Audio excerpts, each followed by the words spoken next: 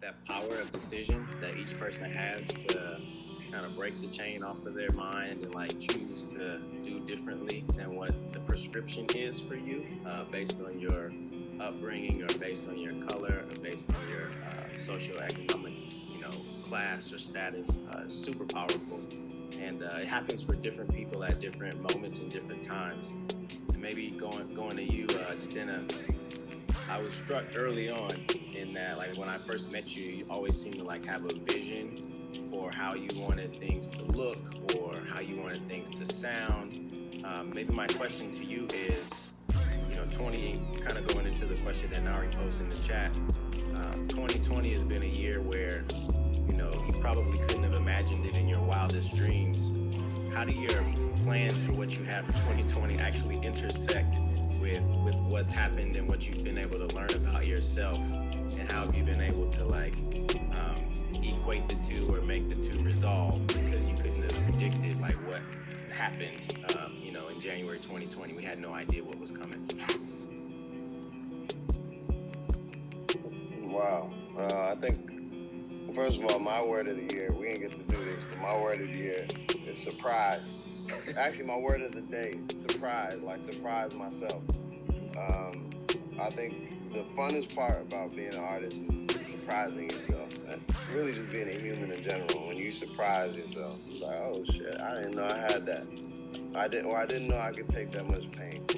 2020 has been a year of surprises. As a business owner, your goal is to adapt as soon as you can to how the market shifts. In terms of a human being, your goal is to adapt or die.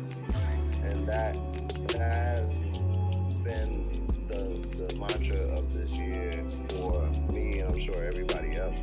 And it's a scary time.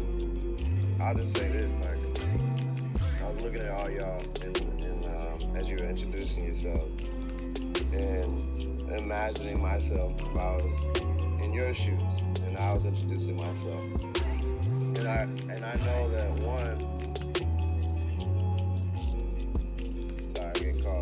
I know that I would not be able to speak as much as I can right now. I was very shy.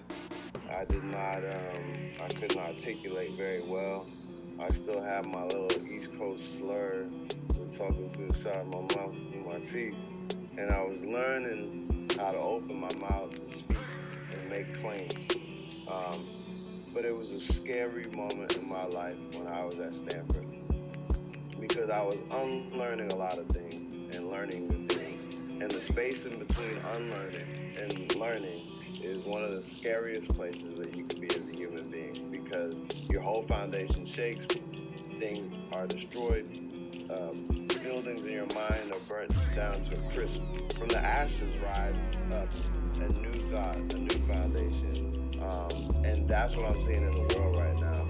Foundations being shaken by a pandemic, whether that's economic or religion. We're in the space of learning and unlearning as human beings, from religion to race relations to what gender is as a complex. This is a time where we're really questioning everything.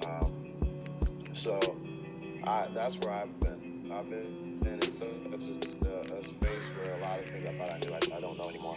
And I'm putting as much of that into the art, because I feel like there's a lot of people that feel that way. But shout out to all y'all there who are in school or out of school. I know what it feels like when you're in that space, and on your mental health, it can take a toll.